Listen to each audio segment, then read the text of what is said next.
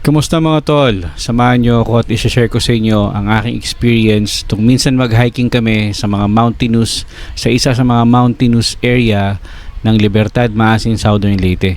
Kasama ang dating member ng Libertad Farmers and Forest Developers Association or LIFUDA, binalikan namin yung mga tinanim nilang puno way back year 2016.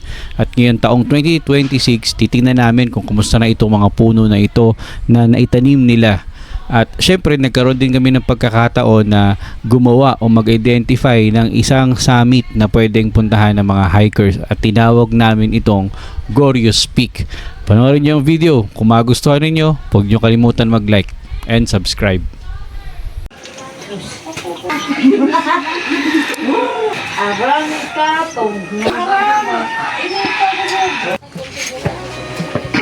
Ay, malapit na kaman. Ay, bigyan ko nila yung imbag ako. Bukay?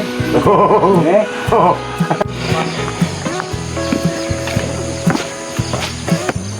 Dito kami ngayon. Nandito kami sa Barangay Libertad. Napuntahan namin yung anong barangay nga sumasakop doon, tol? Ayan. Barangay Libertad. Tama ko si Michael. Barangay Libertad. Timberland. Timberland. Nakakalit ka pag dito mo. Kasama pala tayong aso. Ayos yan. Dito mo nang dili og ano, kalamansi. Ligo ng kalabaw.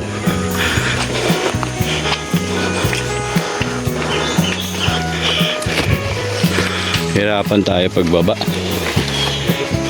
Bangin na yan dyan.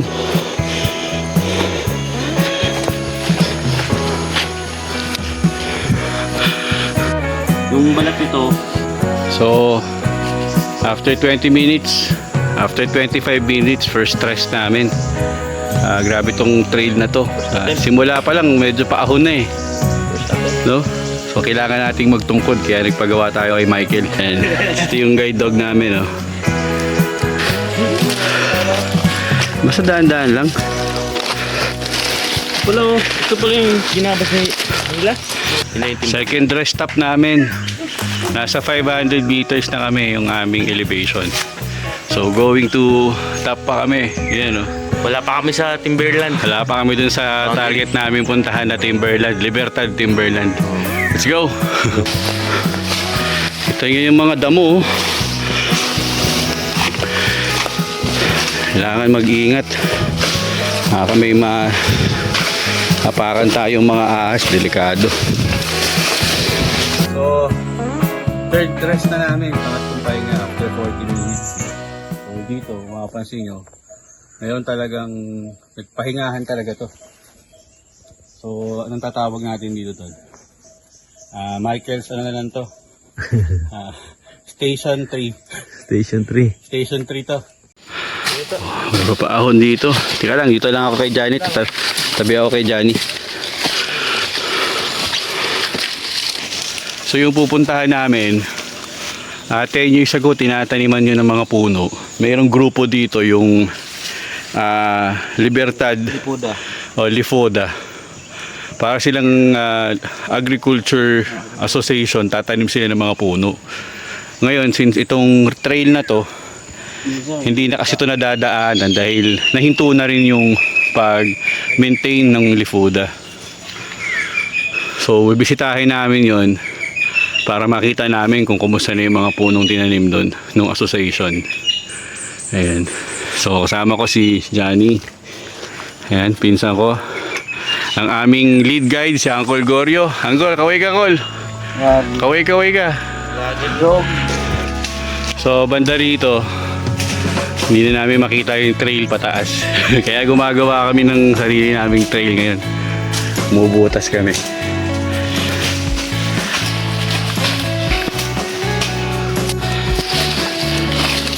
Babalik mi guys. So, babalik kami kasi tol, baka may mahulog ng mga ahas dyan, ha? Iba na. Kuweba na. Iba hindi nabuhay. Ito, tinanim nito. Yan. Dito, yan, medyo mas established yung trail dito kasi kita mo yung pathway. So ito, itong puno na to, yan, taas yan. Pati yung ito, yan sa likod. Yung malaki doon. Ito. Yan. Tawag dyan, tol? Tipo. Tipo. Tipo. Oh. Ayan, tipo. Ang tawag dyan dito, tipo. Tipo. Tiba yan. And sobrang straight yan. Mabilis lumaki. Taas yan, no? After third station, ayan, pakit na kami.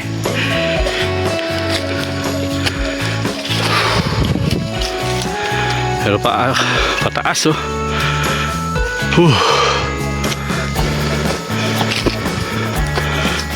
Uling.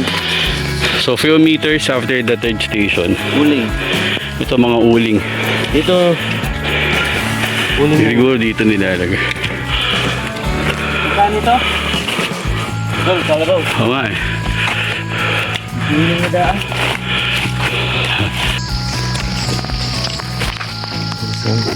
Ayun. Ilang piraso? Punta ka ng dahon. Ayos, oh. Nest. So nakakita kami ng nest ng ibon. Sign talaga na napaka-healthy ng part ng gubat na dito. Ayan. At saka di siya nasa puno. Nasa halaman lang siya. Ayun, oh. Sabi namin. Di man nalimokon. Ito, marami nito dito. Ayan. Ang alam tawag dyan, ano? Ito? Tawag dyan, tol. Ito? Oh. Siguro mo nung tawag eh. Hindi ko rin alam. Bato na dito. Anong ibig sabihin yan? Sabihin yan. Lapit na tayo sa tuktok. O nasa paanan na tayo ng tuktok. Bihira lang talaga tayo makakita ng nest na ganyan kababaw. Napaka-importante talaga gumamit kayo ng tungkod every time nag-hike kayo. Laking tulong. Ngayon naman tatawagin namin tong port station. Parang Station of the Cross eh, no? Ayan, pahinga muna. Oh, may eagle pa dito, tol. Oh, bahay ng eagle yun, nandun. Puno na yun. Saan? Yung mataas na puno. Akala ko meron eh.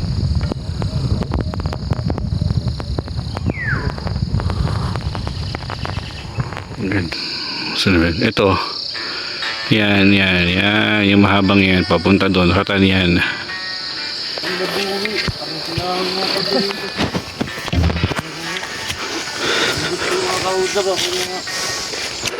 Ito, tumubo na yung ito. Ratan yan. Oh, ratan. Ito yung ratan. Close up natin. Baby ratan. Ayan. Matinik to la. Kung ano to. Tingnan mo. Sobrang tinik yan. Ayan, may mga ito. Ayan yung isa sa mga lawaan. Ayan. Ang pangin na yan. Asan ba yung sinasabi mo? Ito yung... Ayan, ito pala. Ito yung lawaan yan. Pataas. Ito, tol. Anong puno to? Mahogany. Ito, mahogany. Kayo nagtanim yan 10 years ago. 2016 yun, kung 10 years yan. 2010, lampas na, tol. Lampas na. 16 years na. Diba?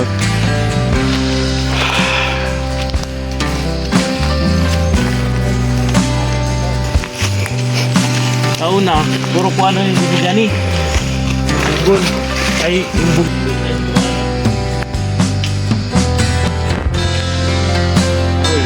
Ito. So mapapansin nyo, ito. Mapapansin mo. Isang hilera yan. Ang hilera yan, ganyan. Ayan. Ayun o. Ang hilera, di ba? 1, Ganyan. 2, 3, 4. Ayan, sunod-sunod yung mga tinanim nila. Ang gawa. Ang mga kahoy, straight talaga yung mga kahoy na yan. Tapos matitibay. Ayan, dali. Hindi ka makatulog nito. Pag ano ka. So, banda rito, nasa 652 meters na kami elevation, and dun sa pinaka summit wala nang trail. So ginagawa natin ngayon, nagpuputol tayo ng tatabas ng konting damo para makagawa ng trail, no? Pero sila lang, ako taga video lang ako, vlogger lang ako dito. May mga ahas eh. Dito ang lalaki na ng langgam oh.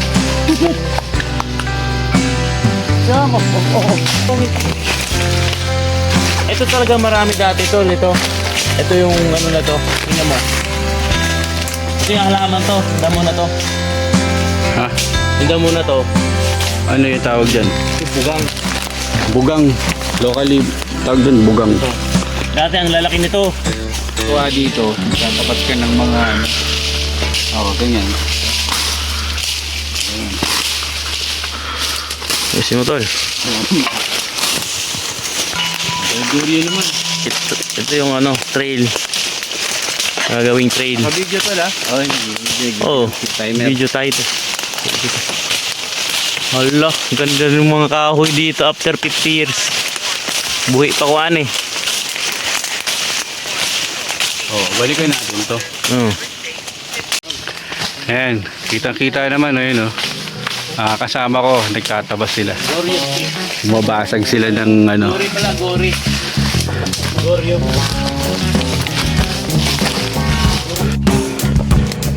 Okay, dito sa mga tol, dito sa spot na to, nasa 688 meters elevation. So, tatawagin namin itong Goryo's Peak. Kasi siya bumutas nito, kasama kami eh. Ayan, si Michael, ako, si Johnny. Ayan. Ba't ganun? Napagka ko lang, hindi na natapos yan. Napagka ko lang yan, nasamay na ito lang. Luwaan ito. Station 6 na tayo. Station 6. Yan, Station 6. Ito pa kanaka.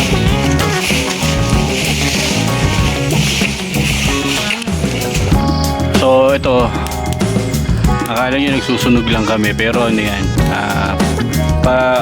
pausok para magkaroon ng bunga tong ano, mamunga yung puno na to, kakao. Ayan, papatayin din namin yan.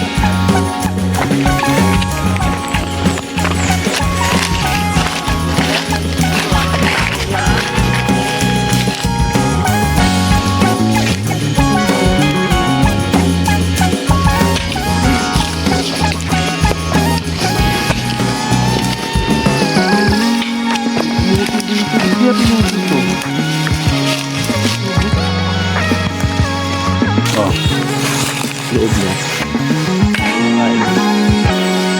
enjoy. Woo! Ligang yan?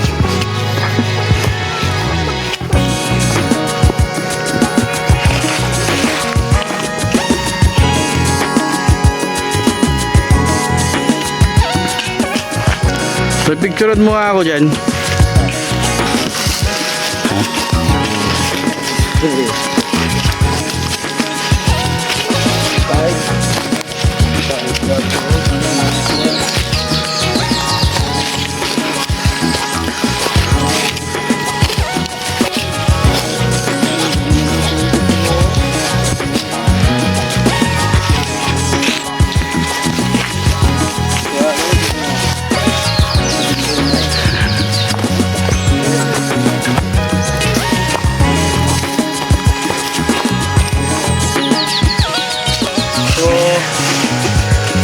Tayo sa parte ng ano, tinatawag nilang farmers rest house.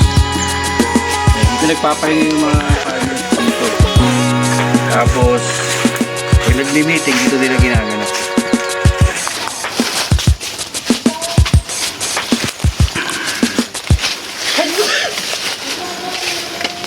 Ano, mapot mo dirikuan na eh. Ano to?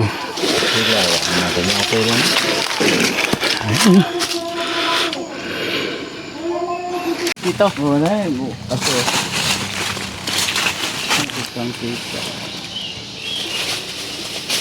Nindot. Maganda din yan.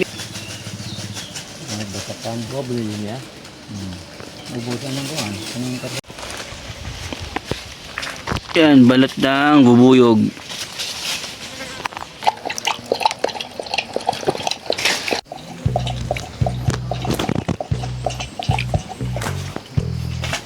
Mga?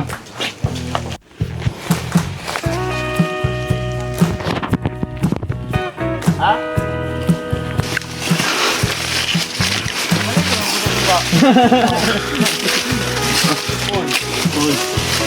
Baby bird. Kakalipad lang. Baby bird to. Kakalipad lang yun. Sino? Oh! Dito dati dumadaan yung mga kalabaw. Kaya ito lumalim. Kaya pala. How many years na ito dyan nagkanon?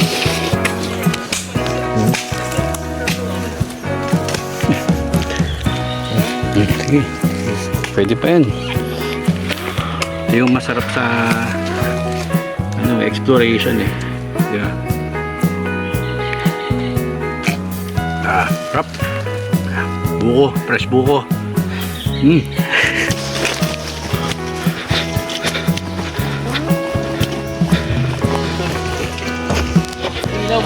So itong mga kubo na ganito, dyan ginagawa yung niluluto yung kopra. Ang tawag, tapahan. Ang tawag dyan sa lokal eh, tapahan. Tapahan. Kumbaga tapahan. Kaya ang tinapak. Oo. Yeah. Marami dito sa trail makikita mga laga, tapahan. Yan, yung mga yan, sitio Danao yan.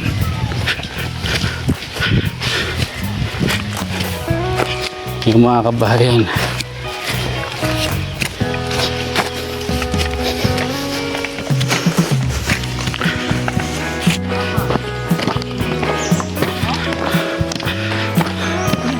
Kubo.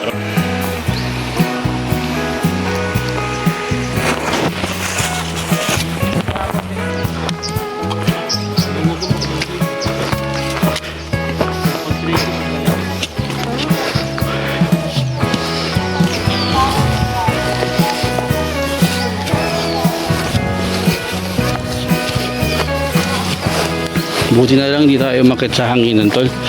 Pag umakit pala tayo dun, init. Dahil ko mga tulog dito. Wala, yung pagkain ng mga farmers. Baboy, steak, Saan dyan? Dito.